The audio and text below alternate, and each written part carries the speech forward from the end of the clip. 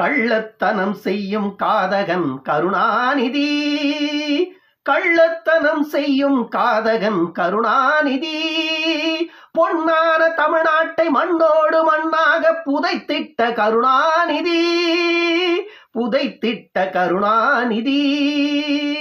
சண்டாளன் கருணாநிதி, ஒரு சதிகாரன் கருணாநிதி, சண்டாளன் கருணாநிதி, ஒரு சதிகாரன் கருணாநிதி. இந்த பாட்டை நான் பாடலங்க. ஒரு ஊடகவியலாளருக்கு, ஒரு கட்சியினுடைய பேச்சாளருக்கு உயிருக்கு ஆபத்து இருக்கிறது. என்னை திட்டமிட்டு இந்த அரசாங்கம் கொலை செய்ய பார்த்தது. மதுரை பக்கத்தில் விளாங்குளம் அப்படிங்கிற அந்த டோல்கேட் பக்கத்தில் காவலர் கொண்டு போய் ஒரு கார் மேலே மோதுவாங்க. பின்னாடி இருக்கிற லாரி வந்து என் கார் மேலே மோதி எனக்கு முதுகு வலி, என் டிரைவருக்கு தலைமுழுக்கு அடிபட்டு இருக்கிறது. அந்த வண்டி அதுக்கப்புறம் உடஞ்சதுக்கு பிறகு திருப்பி டெம்போ டிராவலர் என்னை ஏற்றிட்டு வராங்க. முழுக்க முழுக்க இந்த அரசாங்கம் என்னை கொலை செய்ய பார்க்கறது. இந்த அரசியலும் எனக்கு உயிருக்கு பாதுகாப்பு இல்லை. தயவு செய்து நீதிமன்றங்கள் எனக்கு உயிருக்கு 1990களில் இருந்து அதிமுகவினுடைய அரசியல் மேடைகள்ல மேடைதோறும் ஒலித்த ஒரு பாடல். இந்த பாட்டை இன்றைக்கு நான் பாட காரணம் சாட்டை துரைமுருகன். சமீபத்தில் நடந்து முடிந்த விக்கிரவாண்டி இடைத்தேர்தலில் சாட்டை துரைமுருகன் தேர்தல் பரப்புரையில இந்த பாட்டை மேடையில பாடிட்டார். இந்த பாட்டை மேடையில பாடி ஐயா கருணாநிதி அவர்களை பற்றியும் உதயநிதி ஸ்டாலின் அவர்களை பற்றியும் சில வார்த்தைகளை பேசினாரு சாட்டை துரைமுருகன் இடைத்தேர்தல் பிரச்சார மேடையில. அந்த மேடையில சீமானவர்களும் அமர்ந்திருந்தார். இப்ப என்ன பிரச்சனை அப்படின்னா, இந்த பாட்டை பாடியதால இந்த பாட்டுல சில வரிகள் வரும். சண்டாளன் கருணாநிதி அப்படின்னு ஒரு வரி வரும். இந்த வரி இன்னைக்கு சாட்டை வாயில தான் வந்துச்சு அப்படின்னு கொண்டு போய் ஒரு வழக்கு கொடுத்திருக்காங்க திருச்சி காவல் நிலையத்துல. ஆனா இந்த சண்டாளன் அப்படின்ற வார்த்தைய இன்றைக்கு சாட்டை மட்டும்தான் பயன்படுத்தி விட்டாரா அப்படின்னா இல்ல. சண்டாளன் என்ற வார்த்தையை பல இடங்கள்ல ஐயா கருணாநிதி அவர்களே பயன்படுத்தி இருக்கார். இன்றைக்கு அந்த குறிப்புகளை எல்லாம் எடுத்து சிலர் வந்து சமூக வலைதளங்கள்ல பதிவேற்றி கொண்டிருக்கிறார்கள். அது ஒரு பக்கம் இருக்கட்டும். சண்டாளா என்பது ஒரு பட்டியலின சாதியை குறிக்கின்ற வார்த்தை. அது எவ்வளவு பேருக்கு தெரியும்னு தெரியாது. எனக்கு சண்டாளா என்பது ஒரு பட்டியலின சமூகத்தை சார்ந்த ஒரு வார்த்தை என்பது நான் ஏற்கனவே அறிந்திருக்கிறேன் என்றாலும் இந்த வார்த்தையை சொல்லாடல்ல நிறைய பேர் வந்துட்டு பயன்படுத்துவதை நம்ம பார்த்திருக்கிறோம். பெரும்பாலானவர்கள் அடுத்தவர்களை கோபத்துல பேசும் பொழுது சண்டாளா என்ற வார்த்தையை பயன்படுத்துவதை நம்ம கேட்டிருக்கிறோம். ஆனால் இப்பொழுது இந்த பாடல் இன்றோ நேற்றோ வந்ததல்ல. இது குறைந்தது 35 ஆண்டு காலமாக அதிமுகவின் மேடையில் ஒலித்த ஒரு பாடல். ஏன் திமுக இத்தனை நாளா இந்த அதிமுக கார மேல கேச போடல? ஏன் திமுக இத்தனை நாளா இந்த பாட்டை கேட்டு கேட்டு ரசிச்சுட்டு இருந்தாங்க? மண்ணோடு மண்ணாக புதைத்திட்ட கருணாநிதி, சண்டாளன் கருணாநிதி, சதிகாரன் கருணாநிதி அப்படின்னு பேச போதெல்லாம் ரசிச்ச இதே திமுக காரன் இன்றைக்கு சாட்டை துரைமுருகன் மேடையில அந்த பாட்டை பாடியதால அவர் மீது வன்கொடுமை தடுப்பு சட்டத்தின் கீழே வழக்கு பதிவு பண்ணியிருக்காங்க. இந்த வழக்கு நீதியரசர் ஜி சுவாமிநாதன் அவர்கள் நீதிமன்றத்தில் காவல்ல இவர் அனுப்ப முடியாது அப்படின்னு சொல்லி அந்த வழக்கை ரத்து பண்ணி நேற்றே சாட்டை துரைமுருகனை ரிலீஸ் பண்ணிட்டாங்க. இந்த அவமானம் இந்த திமுகவுக்கு தேவையா? நான் கேட்கறதா, இந்த அவமானம் இந்த திமுகவுக்கு தேவையா? சிவாஜி கிருஷ்ணமூர்த்தி திமுகவினுடைய மேடை பேச்சாளர். மேடை பேச்சாளர்னு சிவாஜி கிருஷ்ணமூர்த்தியை சொல்றதெல்லாம் வெட்கக்கேடான செயல். ஆனா அவனையெல்லாம் மேடை பேச்சாளர்னு திமுக வச்சுக்கிட்டு இருக்குது. அவன் ஏறிய ஒவ்வொரு மேடையிலையும் அவன் மேல 10 வழக்க போடலாம். அந்த அளவிற்கு ஒவ்வொருவரையும் அவ்வளவு கீழ்த்தரமாக பேசியிருக்கிறான் அந்த சிவாஜி கிருஷ்ணமூர்த்தி. நான் என்னன்றேன்னா, கருத்துரிமை என்பது அனைவருக்கும் ஒரே மாதிரி இருக்கணும். இது ஜனநாயக நாடு. சட்டம் என்பது அனைவருக்கும் சமமானது. வாக்கு என்பது எப்படி அனைவருக்கும் சமமோ அதே போன்று சட்டம் என்பதும் அனைவருக்கும் சமமானது. இங்கே சட்டம் என்பது எப்படி இருக்கிறதுனா, ஆளும் கட்சி தரப்புக்கு ஒரு சட்டமோ எதிர்கட்சிக்கு ஒரு சட்டமுமாக தமிழ்நாட்டில் சட்டங்கள் மக்களை வஞ்சிக்கிறது. இதை எல்லோருமே ஏற்றுக்கொள்ள வேண்டும் என்றால் கண்டிப்பாக ஏற்க முடியாது. எதிர்த்துத்தான் ஆக வேண்டும். எதிர்க்கவில்லை என்றால் இன்று சாட்டைக்கு நடந்தது நாளை எனக்கு நடக்கலாம், நாளை எனக்கு நடப்பது நாளை இன்னொருவருக்கு நடக்கலாம். இதுவெல்லாம் தனி மனித சுதந்திரத்தை நசுக்குவது, நெறிப்பது, அவருடைய குரல் வலையை அடக்குவது. தமிழ்நாட்டுல திமுக எவ்வளவு அநீதிகளை செய்தாலும் உன்னை விரலீட்டி பேசக்கூடாது அடுத்தவன் என்று நீங்கள் நினைத்தால் உங்களுடைய ஆட்சி நேர்மையாக இருக்க வேண்டும். உங்களுடைய ஆட்சி அதிகாரத்தில் இருப்பவர்கள் நேர்மையானவர்களாகவும் தூய்மையானவர்களாகவும் இருக்க வேண்டும். அப்படி இருந்தால் எதிர் திசையில் இருந்து உங்களை நோக்கி எந்த குரலும் வராது. அப்படி இருக்கிறதா உங்கள் ஆட்சி? அப்படி இருக்கிறார்களா உங்களுடைய கட்சிக்காரர்கள்? அப்படி இருக்கிறதா திமுகவின் லட்சணம்? இல்லை. ஏன்னா திமுக எப்படியாப்பட்ட இயக்கம், திமுகவினுடைய பொறுப்பாளர்கள் எப்படியாப்பட்டவர்கள், திமுக ஒவ்வொரு முறையும் தமிழ்நாட்டில் அதிகாரத்திற்கு வரும்பொழுதெல்லாம் தமிழ்நாட்டில் நடக்கின்ற அராஜகங்களும் அட்டுழியங்களும் வன்முறைகளும் எவ்வளவு என்பது மக்கள் அறிந்திருக்கிறார். நடிகை குஷ்பு அவர்களை சைதை சாதிக் அப்படிங்கிற ஒரு திமுக பேச்சாளர் எவ்வளவு கேவலமாக மேடைகளை பேசினார். அன்றைக்கு இந்த அரசு என்ன பண்ணிட்டு இருந்தது? அன்றைக்கு இந்த அரசு என்ன செய்து கொண்டிருந்தது? ஏன் சைதை சாதிக் மீது குண்டாஸ் பாயல? சவுக்கு சங்கர் வந்துட்டு பெண்களை ஆபாசமாக பேசியது, அரசு அதிகாரிகளை தவறாக பேசியது, தவறனே சொல்லல.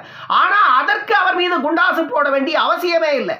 ஆனால் திமுகவை விரலிட்டு யார் ஒருவர் பேசினாலும் அவர் மீது பல வழக்குகள் பதியப்படும், அவர் மீது குண்டாசு போடப்படும், அவர் நிரந்தரமாக சில ஆண்டுகள் உள்ளேயே வைக்கப்படும். அப்படின்னா இது என்ன சர்வாதிகார ஆட்சியா, இல்ல ஒரு குடும்பத்திற்கான ஆட்சியா, இல்லது ஒரு இயக்கத்திற்கான ஆட்சியா, அல்லது ஒட்டுமொத்த தமிழ் மாநில மக்களுக்குமான ஆட்சியா?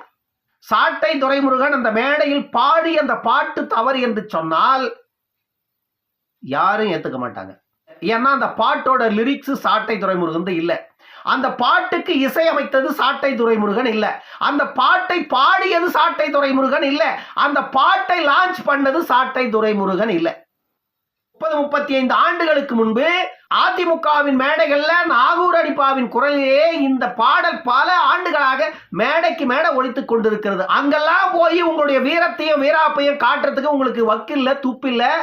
இன்றைக்கு சமூக வலைதளங்கள் வந்த பிறகு திமுகவினுடைய உண்மையான முகத்தை, அதிமுகவினுடைய உண்மையான முகங்களையும், அரசியலில் இருக்கின்ற அயோக்கியங்களின் முகங்களும் சமூக வலைதளங்களின் மூலமாக சில நேர்மையான ஊடகவியலாளர்கள், யாரோ ஒருவர், 100-ல் ஒருவர், 1000-ல் ஒருவர், 1,00,000-ல் ஒருவர். ஏனென்றால் நேர்மையான ஊடகவியலாளர்கள் என்பதற்கு யாருமே இங்கு இல்லை. ஏனென்றால் விரல் விட்டு எண்ணுகின்ற அளவிற்கு கூட ஊடகவியலாளர்கள் நேர்மையோடு யாரும் இல்லை. ஆகையால நேர்மையை பற்றி நான் யாரிடமும் பேச முடியாது. யாரோ ஒருவர் தெரிந்தோ தெரியாமலோ பேசிவிடுகிறார் சில உண்மைகளை. ஆனால் அந்த உண்மைகள் வெளிவரும் பொழுது அந்த குற்றத்திற்கு சொந்தக்காரர்கள் உள்ளங்கள் கொதிக்கிறது.